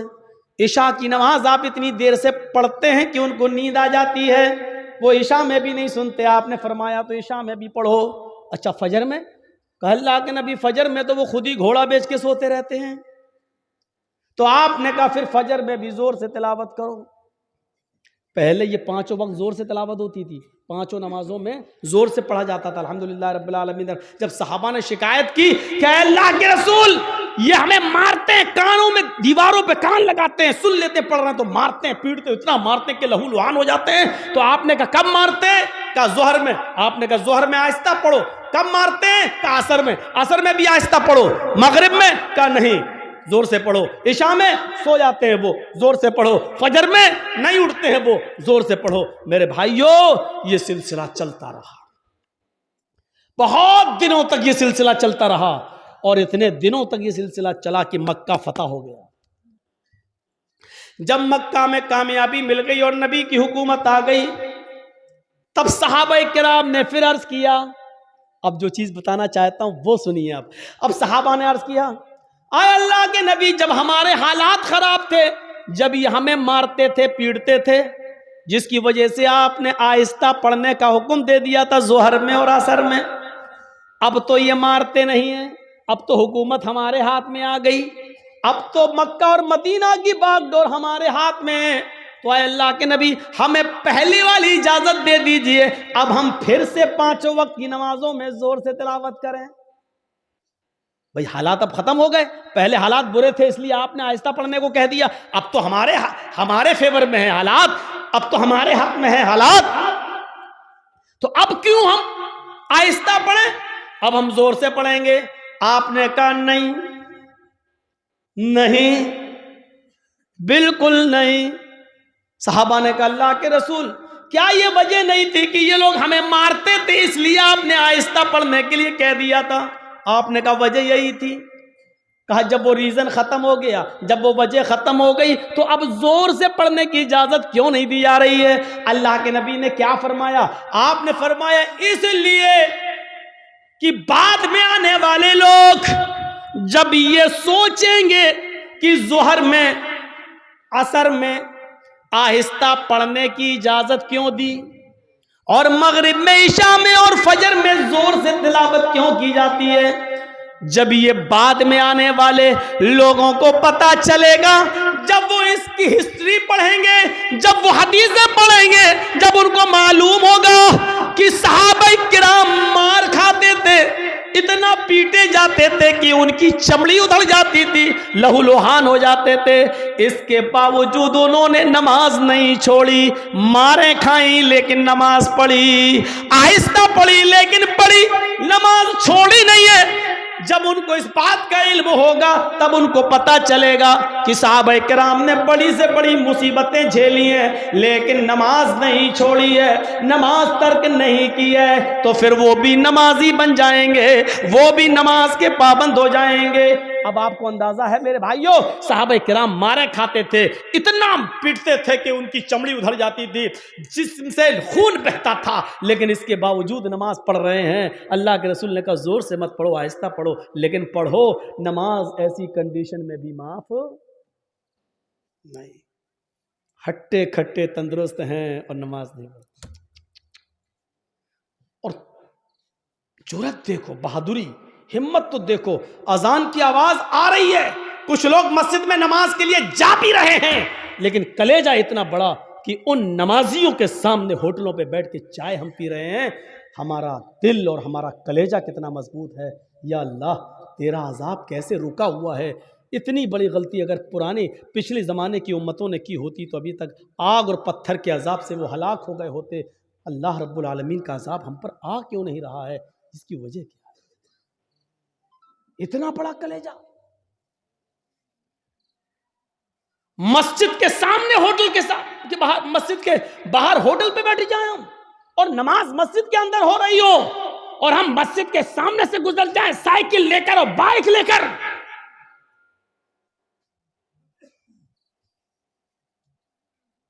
یہ مسجد دن بھر میں 5 مرتبہ بد دعا دیتی ہے، الہ العالمین ان لوگوں نے مجھے بنایا تو بڑی شان سے ہے، جلسے کرا کرا کے، چندے کر کر کے، سیمنٹ لے لے کے، بوریاں لے لے کر، اینٹیں لے لے کر ہمیں بنایا تو بہت اچھا ہے، خوبصورت بنا لیا، مینارہ بھی بنا دیا، بڑی عالی شان بنا دیا، لیکن الہ العالمین انہوں نے مجھے ویران کر دیا، بنانے کے بعد مجھے آباد نہیں کیا. اے اللہ انہوں نے میرا پیٹ نہیں بھرا، اللہ انہوں نے مجھے بنانے کے بعد میرے پاس نہیں آئے، میری گود میں نہیں آئے. اے اللہ جس طریقے سے انہوں نے مجھے بنانے کے بعد ویران کر دیا، اے اللہ تو ان کی زندگیوں میں ویرانی پیدا کر دے اللہ، جس طرح انہوں نے مجھے برباد کیا تو ان کو برباد کر دے اللہ، جس طریقے سے انہوں نے ہمیں بنا سوا کر درست کرنے کے بعد ہمیں بھلا دیا ہے، اے اللہ تو ان کو بھلا دے۔ میرے بھائیوں، یہ مسجدوں کی کہیں بد دعاؤں کا نتیجہ تو نہیں جو ہمارے حالات ہی ہیں، جو ہمارے حالات ہی ہیں۔ پہلے زمانے میں جب جنگیں ہوتی تھی، نماز کا وقت ہو جایا کرتا تھا، بادشاہ جنگ کی حالت میں نماز کے لیے کھڑا ہو جاتا تھا، دوسرا بادشاہ یہ سمجھتا تھا کہ یہ کیا ہو رہا ہے، بتایا یہ نماز پڑھ رہے ہیں، اللہ کو یاد کر رہے ہیں، اللہ سے دعا کر رہے ہیں، وہ بادشاہ اپنی فوج لے کر بھاگ جاتا تھا، یہ کہتے ہوئے کہ جو قوم تیروں اور تلواروں کہ سایوں میں بھی اپنے رب کو نہ بھولتی ہو تو اس کا رب اسے کیسے بھول جائے گا۔ جو قوم تلواروں کے سایوں میں پلی ہوئی ہو، تیروں تلواروں کے سایوں میں جو نماز ادا کر رہی ہو، ایسی پوزیشن میں بھی وہ اپنے رب کو بھول نہیں رہی ہو، اپنے رب کی عبادت کر رہی ہو، پھر اس کا رب ہمارے ساتھ کیا کرے گا اگر ہم نے ان کو اس پوزیشن میں مارا؟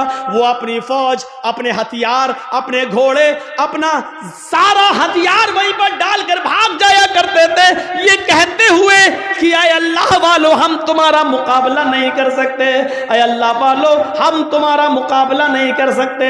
میرے بھائیوں، کل تک ہمارے یہ حالات تھے، آج ہمارے حالات یہ ہیں، ہماری مسجدوں میں نماز ہو رہی ہے لیکن کافروں کی بارات بجتی ہوئی جاتی ہے، ان کے بینڈ بجتے ہوئے جاتے ہیں، ان کے گانے بجتے ہوئے جاتے ہیں، لیکن ہماری اذان کی آواز یا نماز کی قرات بھی ہو رہی ہو تو ان کو کوئی فرق نہیں پڑتا، کیونکہ جب اذان اور نماز کے وقت ہم نے اپنی ٹی ویوں کو بند نہیں کیا ہے، جب ہم نے اپنے گھروں میں ٹی ویاں چلانا شروع کر دی تو پھر کافروں کے دلوں سے بھی ہمارا رعب و دبدبہ نکل گیا، کافروں کے دلوں سے بھی ہمارا رعب و دبدبہ ختم ہو گیا۔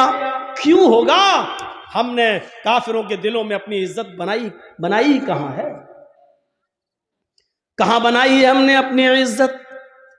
غزوہ احزاب کا وہ موقع یاد کرو، سنو، صرف ایک نماز تھی، بس ایک، وہ بھی اللہ کے رسول صلی اللہ علیہ وسلم نبی کی ایک نماز، اور وہ بھی چھوٹی نہیں تھی، بس صرف اس کا اصل وقت نکل گیا تھا۔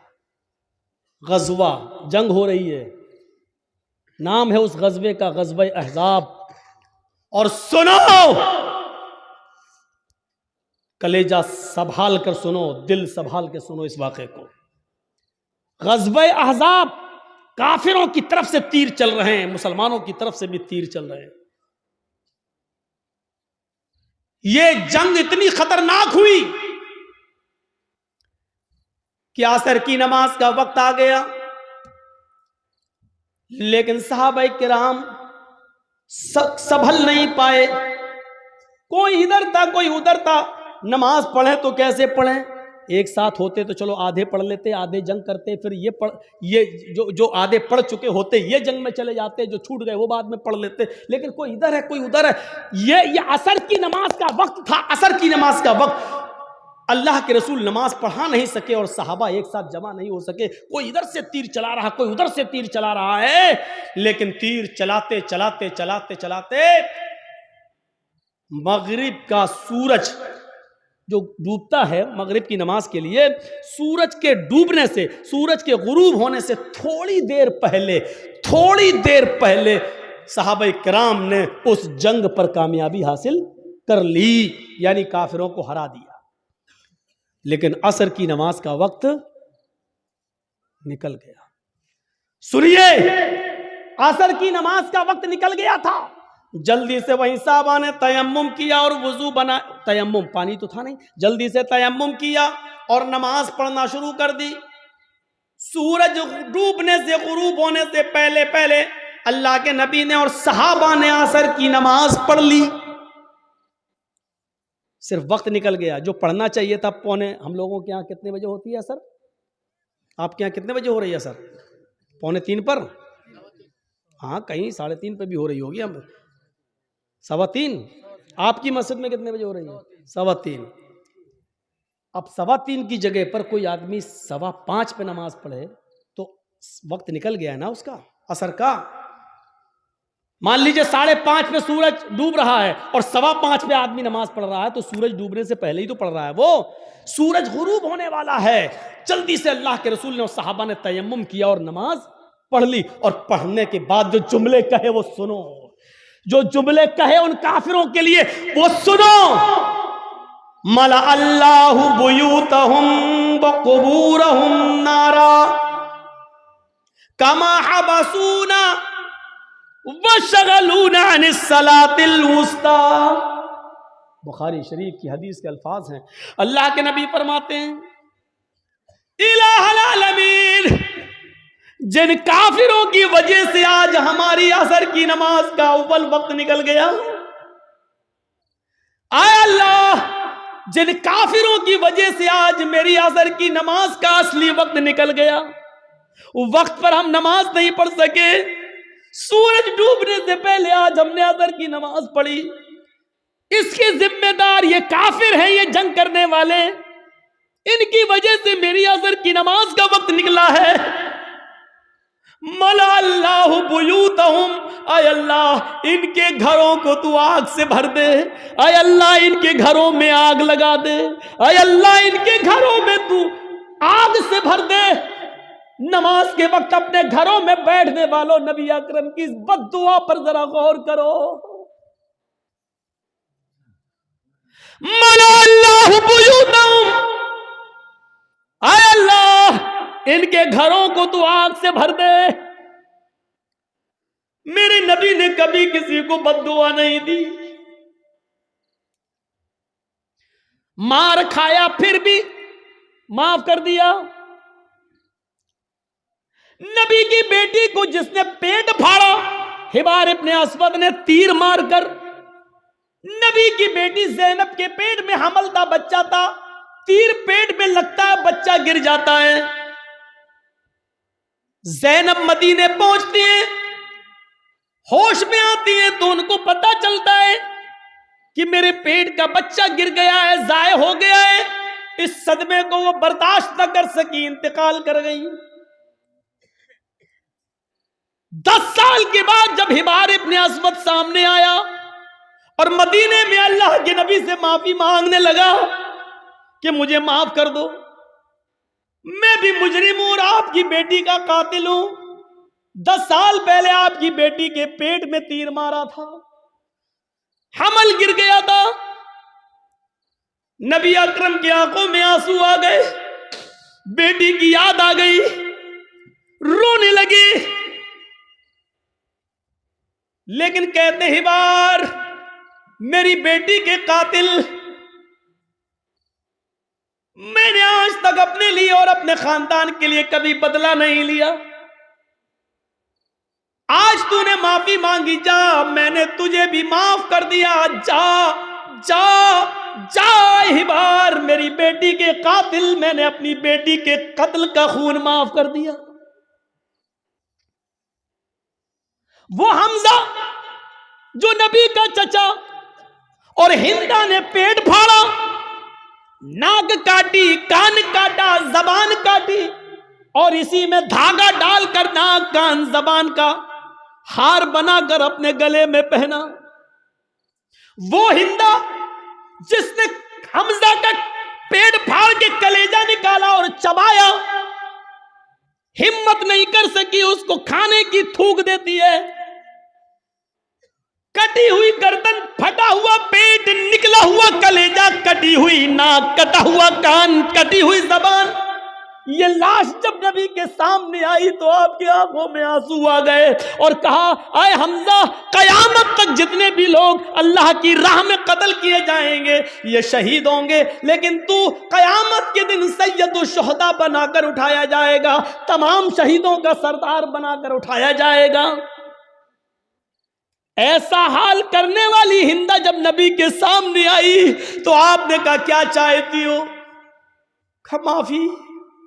آپ نے کہا ہندا جا میں نے تجھے بھی معاف کر دیا، او میرے چچا کی قاتل جا میں نے تجھے بھی معاف کر دیا، میری چچا کی لاش کو بگاڑنے والی جا میں نے تجھے بھی معاف کر دیا۔ لیکن انسان ہوں، برا لگتا ہے، تو میرے سامنے مت آنا، کیونکہ جب تو میرے سامنے آئے گی تو مجھے چچا کی لاش یاد آ جائے گی۔ ہمارے نبی نے کبھی کسی کو بد دعا نہیں دی۔ طائف والوں نے اتنا مارا کہ سر پھٹ گیا، سر سے خون نکلا، پیروں پہ گرا، خون جم گیا، جوتے تک اتر نہیں پا رہے تھے اس جمے ہوئے خون کی وجہ سے۔ دو فرشتے آئے، اے اللہ کے نبی کہو تو ان طائف والوں کو دو پہاڑیوں کے بیچ میں پیس دوں۔ میں جب گیا تھا حج کے عمرے کے لیے تو میرے وہاں بہت پروگرام کرائے گئے تھے، جدہ میں ہوئے، دمام میں ہوئے، اور مکے میں ہوئے، مدینے میں ہوئے، تو ہم کو طائف بھی لوگ لے کر گئے، اور وہ پہاڑی ہم کو دکھائی تھی لوگوں نے وہاں طائف کے اندر، جس پہاڑی پر چڑھ کر کافروں نے نبی اکرم کو پتھر مارے۔ وہاں کے لوگ جو تھے وہ ان لوگوں نے بتایا کہ مولانا صاحب یہ وہ جگہ ہے، یہاں نبی کھڑے تھے، اوپر سے کافر پتھر مار رہے تھے۔ اس جگہ کو دیکھا ہے ہم نے اپنی آنکھوں سے، کافی اونچائی پر پتھر مار رہے، زور سے پتھر، اونچائی سے پتھر ماریں گے اور وہ نبی کے سر پہ لگے گا تو کتنی زور سے لگتا ہوگا۔ فرشتے موجود، وہ دونوں پہاڑی جس کے بیچ میں طائف بسا ہوا ہے، اگر اس پہاڑی کو یہاں سے لایا جائے، اس پہاڑی کو یہاں سے لایا جائے، دونوں کو ملایا جائے تو اس پہاڑی کے بیچ میں جتنے لوگ رہتے ہیں کب پس کے سرما بن جائے کچھ نہیں کہا جا سکتا۔ فرشتوں نے کہا آپ کہیے تو ان طائف والوں کے اس دونوں پہاڑیوں کے بیچ میں لا کر پیس دیں، ان کو کچل دیں، ان کو ختم کر دیں، ان کو برباد کر دیں۔ تو اللہ کے رسول نے کیا کہا؟ نہیں۔ فرشتوں نے دوبارہ کہا تو اللہ کے نبی نے فرمایا اللہم اہد قومی فإنہم لا یعلمون۔ آئے فرشتوں، نہیں ان کو مارو نہیں، اللہ ان کو ہدایت دے گا اور انشاءاللہ ان کی پشت سے آنے والی نسلیں مسلمان ہوں گی، ان کی نسلیں کلمہ پڑھنے والی ہوں گی، مجھے نبی ماننے والی ہوں گی۔ اے اللہ تو ان کو ہدایت دے، یہ مجھے جانتی نہیں ہے کہ میں کون ہوں۔ آپ نے اس موقع پر بھی بدلہ نہیں لیا۔ دیکھ رہے ہیں آپ، بیٹی کے قاتل کو معاف کر رہے ہیں، بدلہ نہیں لے رہے ہیں، ہندا کو معاف کر رہے ہیں، انتقام نہیں لے رہے ہیں۔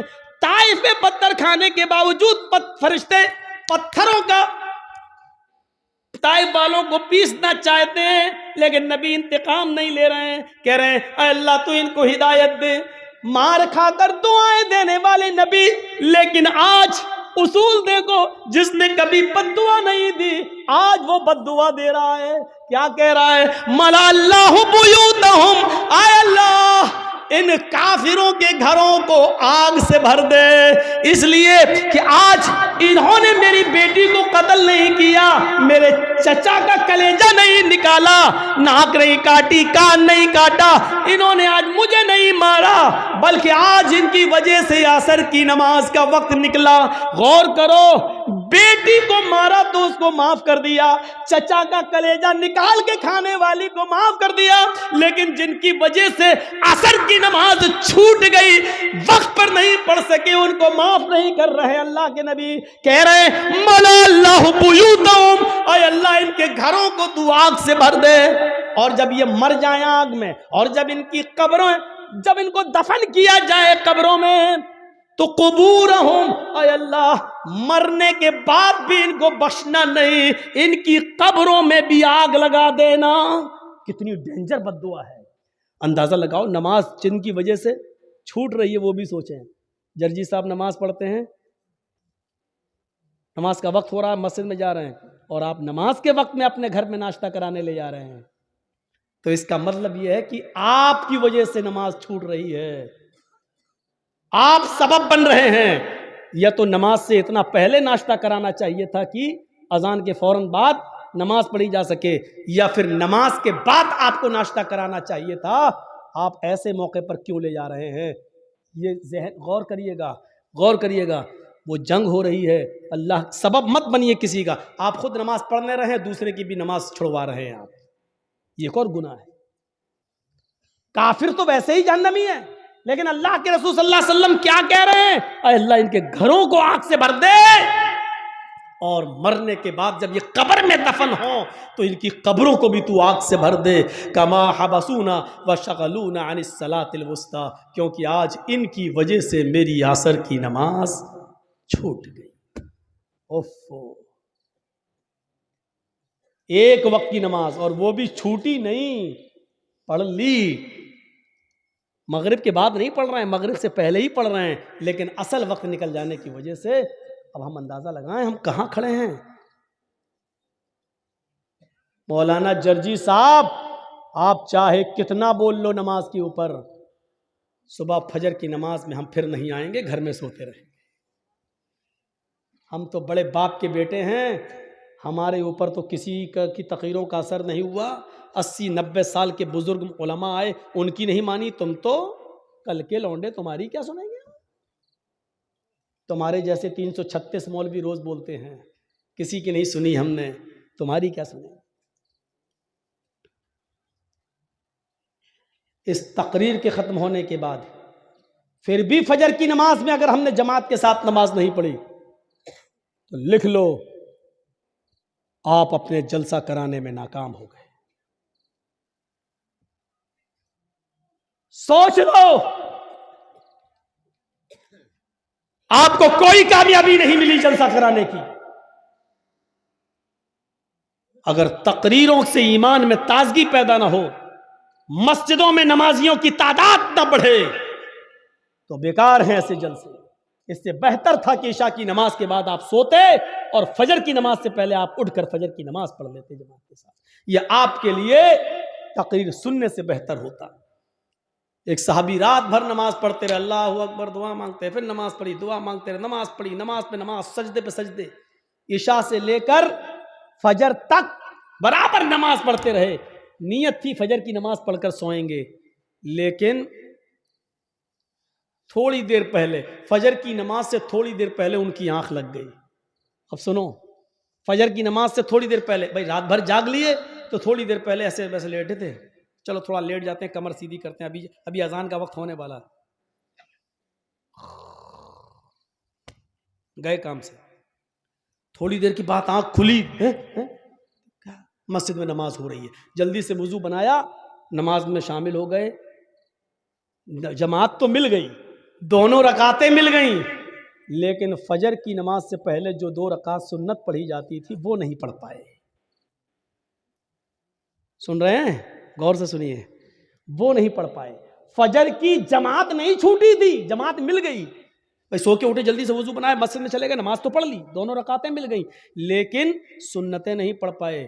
بعد میں جب وہ سنتیں پڑھنے لگے، سنتیں پڑھنے کے بعد فرض نماز کے بعد جب اللہ کے نبی نے سلام پھیر دیا، سلام پھیرنے کے بعد دیکھا کہ وہ کوئی سنت پڑھ رہے ہیں، سنت کے بعد جب آپ نے ان کو بلایا، آپ نے ان سے کہا یہ بعد میں تم کون سی نماز پڑھ رہے تھے؟ کہا اللہ کے رسول وہ رات بھر نماز پڑھی تھی میں نے، عبادت کی تھی، اور فجر کی نماز سے تھوڑا پہلے مجھے نیند آ گئی، آنکھ کھلی تو میں نے جلدی سے وضو بنایا، مسجد میں آ گیا، جماعت کھڑی تھی تو جماعت کے ہوتے ہوئے ہم نے سنت نہیں پڑھی، پہلے جماعت پڑھ لی، بعد میں سنت پڑھ لی۔ تو اللہ کے رسول نے جو جواب دیا وہ سنیے، آپ نے فرمایا کاش تو پوری رات آرام سے سوتا، کاش تو پوری رات عشاء کی نماز کے بعد سے لے کر فجر تک آرام سے سوتا، گہری نیند میں سوتا، لیکن فجر کی نماز سے پہلے اٹھ کر وضو بنا لیتا اور فجر کی نماز سے پہلے 2 رکعت سنت پڑھ لیتا۔ اللہ کی قسم، فجر سے پہلے 2 رکعت سنت اگر پڑھ لیتا تو یہ 2 سنتیں تیرے لیے رات بھر کی عبادت سے زیادہ بہتر ہوتی۔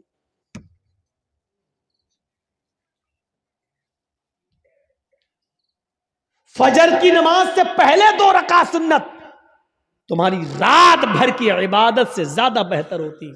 کیوں جاگے تم رات بھر؟ یعنی ایسی عبادت سے کیا فائدہ کہ جلسہ سنو 12 بجے تک، 1 بجے تک، اور سوتے سوتے 2 بج جائے، اور فجر کی نماز میں جب آپ اٹھ نہ سکیں اور مسجد میں نہ جا سکیں تو ایسے جلسوں سے کیا فائدہ؟ یہ بند ہونے چاہیے ڈرامے۔ ہاں میں اس کو ڈرامہ کہتا ہوں۔ جو جلسے لوگوں کو نمازی نہ بنا سکیں وہ ڈرامہ ہے، جو تقریریں لوگوں کے دلوں میں ایمان تازہ نہ کر سکے وہ نوٹنکیاں ہیں۔ وہ لیلا مجنوں کی کہانیاں ہیں۔ تصور کیجئے ہم کہاں ہیں۔ نماز کتنی ضروری چیز ہے ہماری سوسائٹی اور ہمارے سماج میں اور ہمارے لیے۔